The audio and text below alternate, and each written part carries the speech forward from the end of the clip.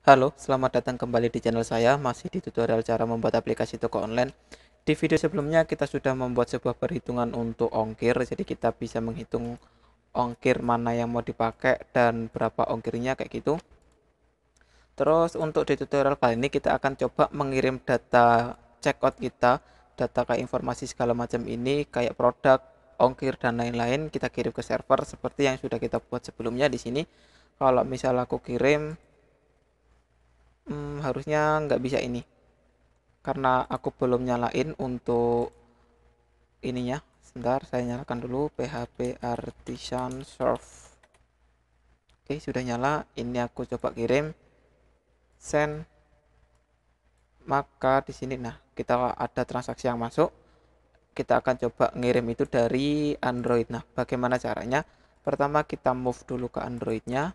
Di Android ini, oh ya sebelumnya kan di sini kita punya, sebentar ya saya back dulu. Di sini kita punya sebuah tombol hapus untuk menghapus semua data, bukan semua sih sebenarnya.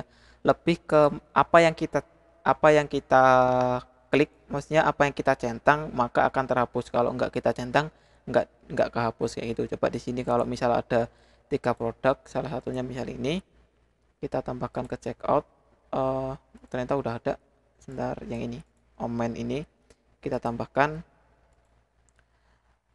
Misal ini dua yang kita centang, Acer sama Lenovo kita hapus, maka yang akan hilang adalah Lenovo dan Acer. Sedangkan untuk HP dia tetap ada. Caranya bagaimana? Kita move ke keranjang dulu, ke keranjang fragment. Di dalam keranjang fragment ini kita, oh ternyata di sini udah ada btn delete. Kita membuat sebuah fungsi. Sebentar, kayaknya kita udah punya deh fungsinya. Fungsinya itu di adapter keranjang ini, kita copy dari sini. Nah ini delete, kita copy, kita move ke keranjang fragment, kita taruh aja di bawah sini. Terus kita harus ada modifikasi sedikit. Ini kita hapus karena kita sudah punya. Kita hapus. Terus di sini kita harus cek, kan kita punya list produk ini ya. Ini list produk di sini itu adalah list produk keseluruhan. Kalau teman-teman masih ingat, kita harus membuat variabel baru. Misal list delete. Ini adalah kita mau mengelompokkan mana yang mau kita delete. Kayak gitu, kita buat release produk. Kita buat release baru seperti biasa. Terus kita cari mana yang ke select. Jadi yang akan kita hapuskan yang ke select. Berarti kita for dari list produk yang sudah ada, in product list product. Di sini kita cek if p.selected, maka kita tambahkan ke dalam list delete.add p. Ini artinya kita cari data semua yang ada di list produk ini, kita keluarkan satu-satu, kita cek jika produknya selected, maka akan kita tampung di dalam list delete. Nah, setelah itu kita panggil ini delete function yang kita copy tadi, kita masukkan list delete. Nah, pasti akan ada error. Kenapa? Karena ini kan kalau kita lihat ya. Nah, di sini required product, tapi yang kita temukan adalah collection array. Maka di sini tuh kita rubah. Ini kita copy aja dari sini biar cepat. Kita copy array produk, kita masukkan ke dalam parameter ini.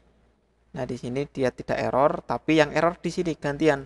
Sama karena kalau kita lihat di delete-nya, kita hanya masukkan satu produk, sedangkan yang kita miliki kan sebuah array. Ini jangan dihapus, tapi kita tambahkan satu function lagi.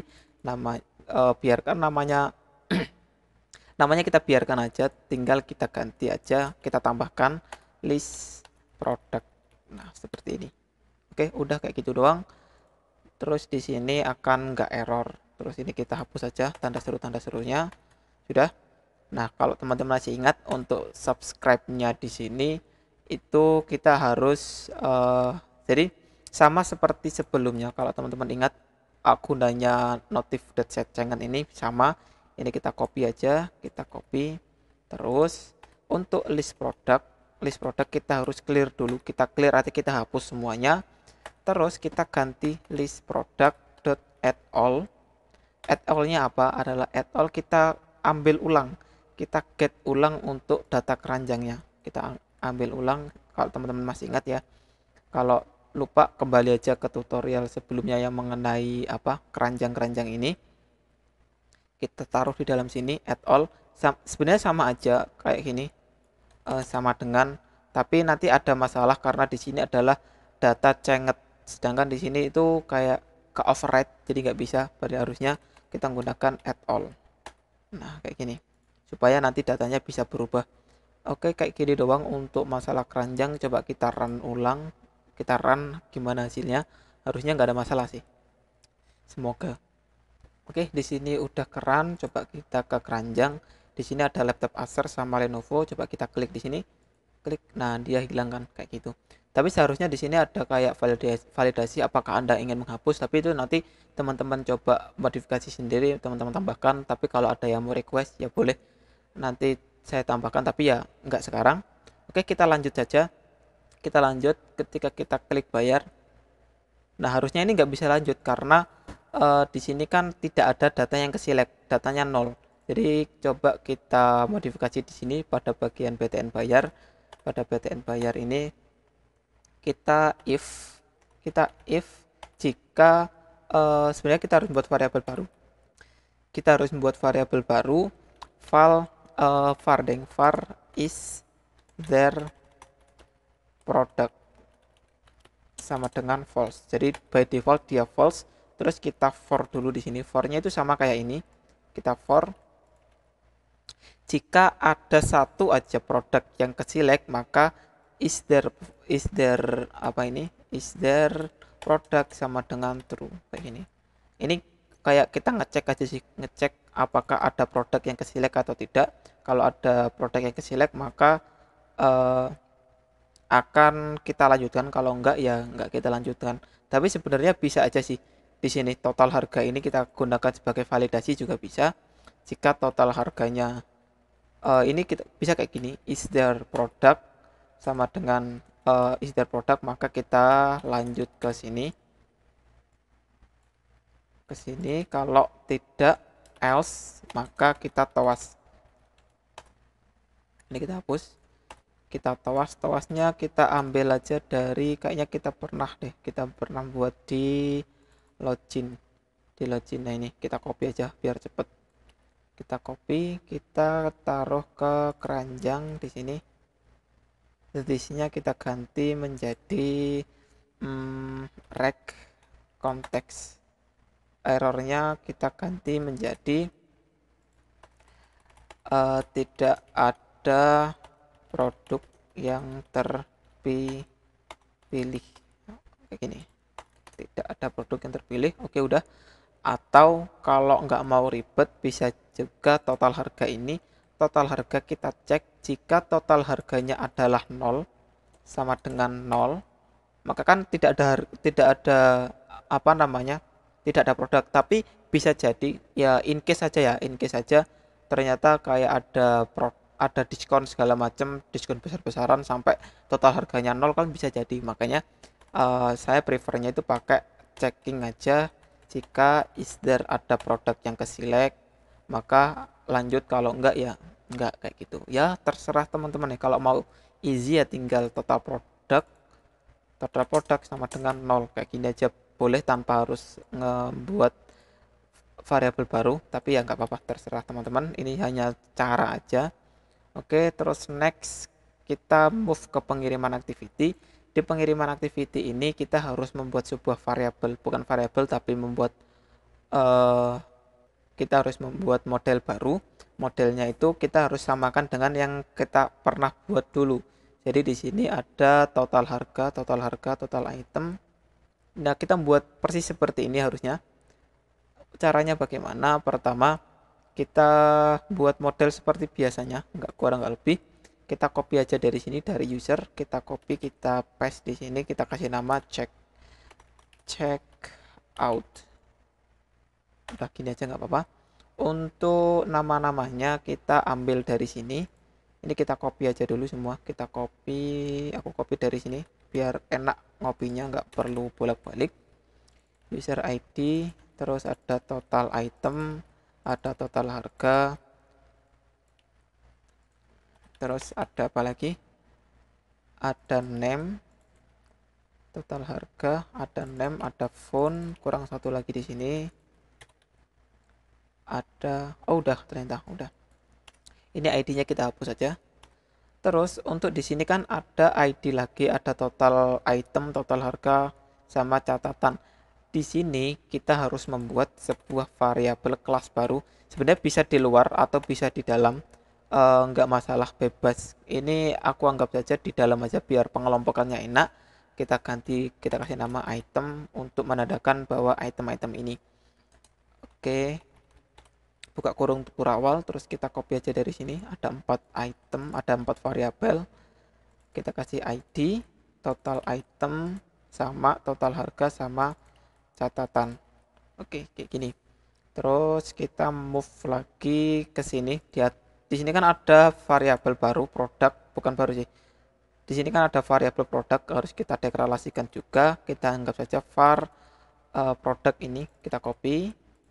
Terus sama dengan, karena ini kan berupa array ya, berarti harus membuat array. Array list-nya apa adalah item ini. Buka kurung tutup kurung, udah. Ini kita hapus biar nggak error. Oke, terus kita kembali lagi ke pengiriman activity. Di pengiriman activity ini kita move ke bawah, ternyata belum ada. Sebentar, ini kita buka activity pengiriman layoutnya. Di bagian bottom ini kita kasih ID. ID-nya adalah BTN bayar misal. Oh salah, copy ID BTN bayar. Oke, kembali lagi ke pengiriman activity di Kotlin-nya. Kita taruh aja di sini di main button, kita tambahkan BTN bayar.set on klik listener. Ini terus kita membuat function baru untuk bayarnya, bayar gitu aja, bebas. Untuk penamaan kita panggil bayar di sini, bayar. Oke, kita buat dia private. Terus kita panggil tadi untuk model yang kita buat tadi, file checkout sama dengan checkout. Oke, terus kita masukkan semua informasinya kayak checkout tadi ada ID user sama dengan kita anggap saja untuk pertama kita ikuti di sini apa ya? Di sini ID 17. Sebenarnya kita sudah punya informasi user ya. Informasinya user kalau nggak salah, file user sama dengan prefs. Sebenarnya kita membuat apa sih namanya? Di helper shared preference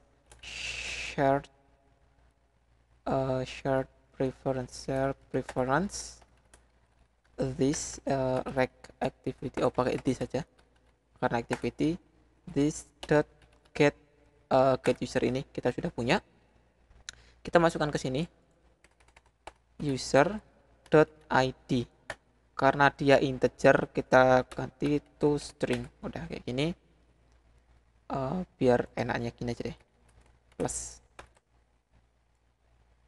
Nah, oke, sip. Terus next kita apalagi sih yang harus kita inputkan? Total item. Untuk mencari total item bagaimana? Kita buat sebentar, kita panggil dulu, kita cari di sini keranjang fragment ini.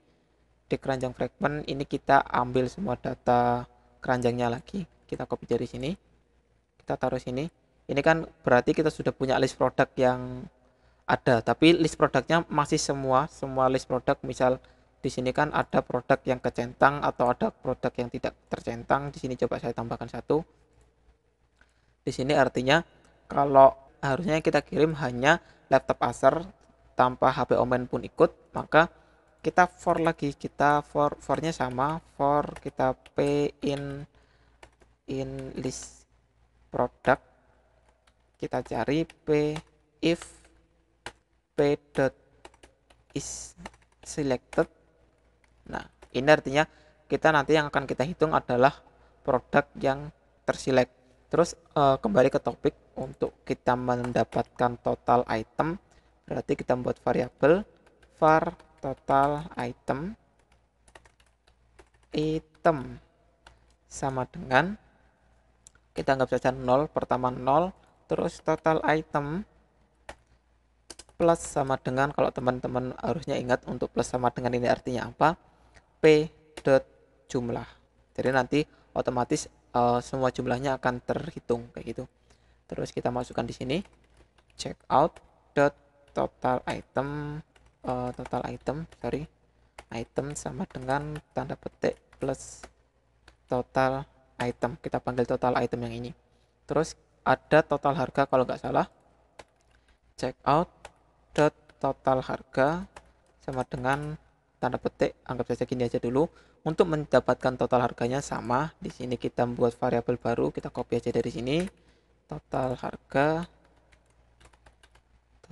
sama dengan 0, terus kita tambahkan di sini total harga plus sama dengan harusnya buka kurung karena p dot jumlah plus p dot harga, karena harganya di sini string ya kalau nggak salah, saya ingatku. Ya, p-nya di sini string, maka kita rubah menjadi integer dot value of p harga. Oke, sudah. Terus kita move di sini, kita tambahkan plus total harga. Terus ada informasi apa lagi? Di sini ada informasi name sama phone. Checkout dot name sama dengan apa tadi? Kita udah punya kan user. Oh tidak, bukan. Name-nya ini harusnya name yang kita punya di sini. Name untuk alamatnya, alamat. Nah ini di sini kan kita punya. Ini kita copy aja dari sini, nggak apa-apa. Kita copy dari sini. Karena name di sini kan penerima, anggap saja untuk penerimanya kita taruh di sini.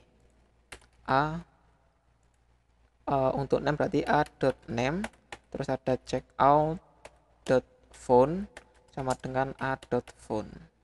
Oke, sudah. Terus apa lagi? Nah, untuk produk ini beda lagi urusannya. Untuk produk berarti kan kita sudah pernah membuat item produknya di dalam checkout. Nah ini kita udah punya item di sini. Oh ya teman-teman, untuk saya ingatkan lagi ya, untuk user, total item, total harga, name, phone, sama produk ini variabelnya, nama variabelnya harus sama persis seperti yang kita buat di sini. Bukan di sini sih, tapi harusnya sama persis yang ada di sini di transaksi controller. Di sini kan saya punya kita sudah pernah membuat validasinya, ini harusnya sama persis, nggak boleh kurang, nggak boleh lebih. Oke, coba kita move lagi di sini di Androidnya. Nah di sini kita harus membuat variabel baru untuk menampung produk yang mau kita kirim. Var produk pakai S sama dengan array list, yang kita masukkan adalah checkout.item. Artinya kita mau membuat sebuah array yang menampung item checkout gitu. Jangan lupa ditambah buka kurung tutup kurung. Terus untuk informasinya kan di sini untuk informasi produknya itu harusnya kita membuat variabel baru, membuat objek baru item ini.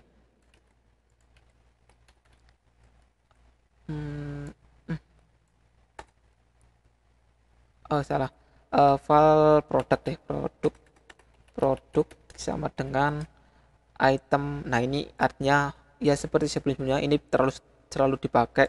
Ini artinya kita membuat produk, bukan membuat produk tapi membuat objek baru. Oke, produk.id sama dengan p.id, karena di sini dia mintanya string tapi yang kita kirim adalah integer, sama kita tinggal tanda petik plus. Udah kayak gini. Terus ada produk.total item kita ambil aja dari sini, p jumlah sama dengan tanda petik plus p jumlah. Terus untuk nextnya produk dot total harga, di sini kita ambil aja dari sini sama dengan p dot jumlah. Terus ada catatan, catatan kita tambahkan manual aja dulu, produk catatan, karena kan kita belum ada ya catatan. Ada sih, ada nggak sih dot deskripsi? Bukan deskripsi harusnya, produk p dot deskripsi, bukan, harusnya ada sendiri lagi catatan, tapi kita belum punya. Kita tambahkan aja manual catatan baru, udah gini. Terus di sini kan kita sudah punya produk, ini belum kita apa-apain. Kita tambahkan produk pakai S. Yang nggak pakai S ini objek biasa, yang pakai S adalah array yang kita buat di sini. Kita tambahkan add product. Oke, bingung nggak tuh? Bingung nggak ya? Gimana jelasinnya? Jadi singkatnya gini, kita membuat sebuah objek. Oh belum, ini saya tuntaskan aja dulu. Checkout dot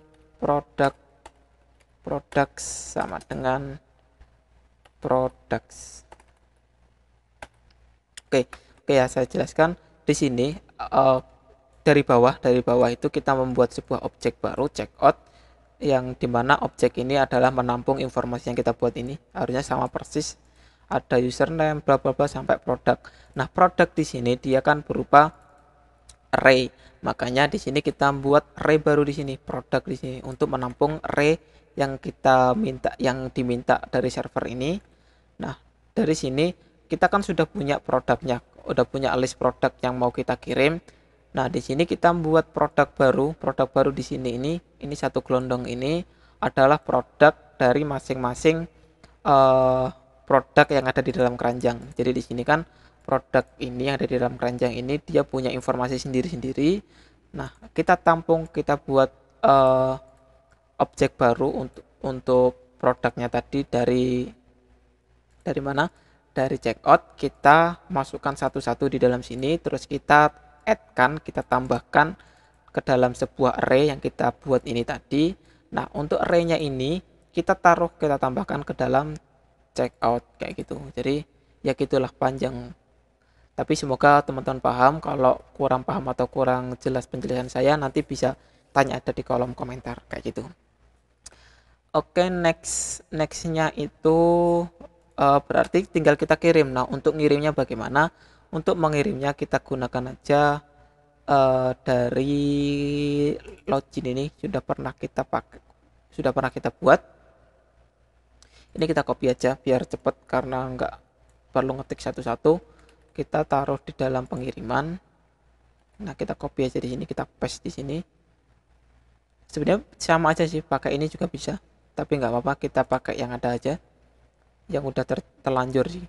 Ini untuk PD visibility ini kita hapus karena kan harusnya nggak ada ya di kita.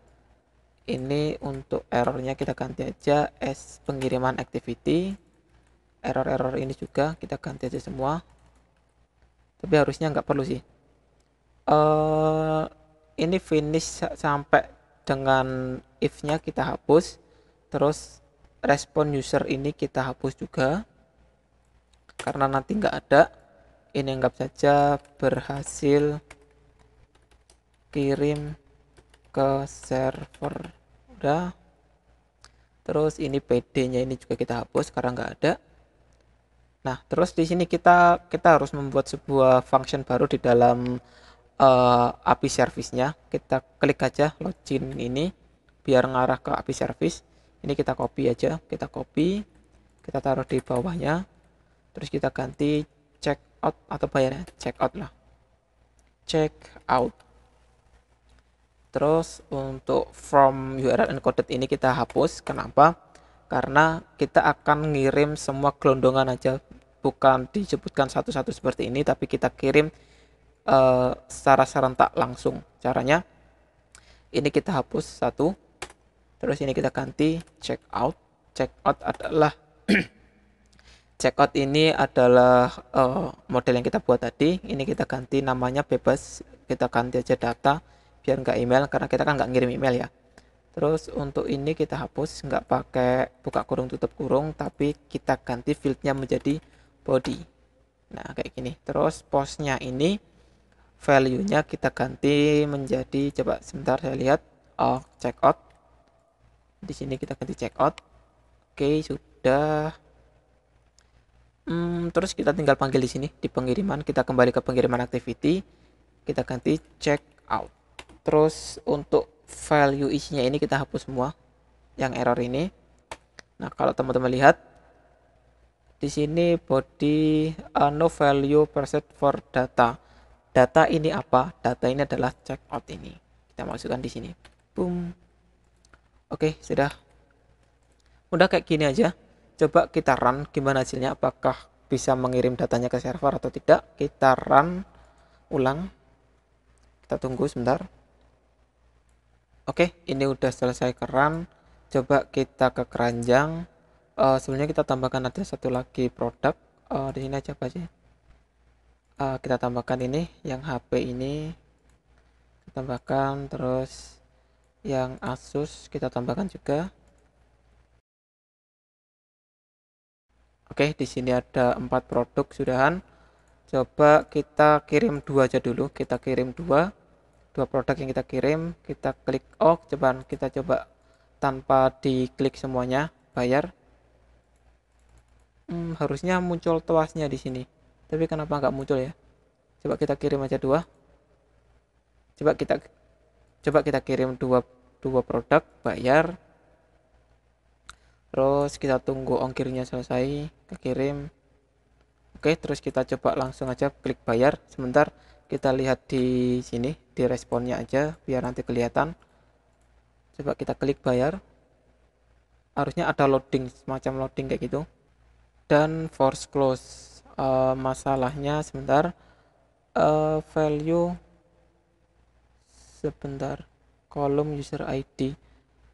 Di sini user ID. Ternyata kita salah di sini. Harusnya bukan user tapi dot user ID kayak gini. Ini kita artinya kita ngambil ID-nya, bukan kita kirim usernya. Coba kita run ulang. Oke, ini udah keran. Coba kita ke keranjang lagi. Kita bayar.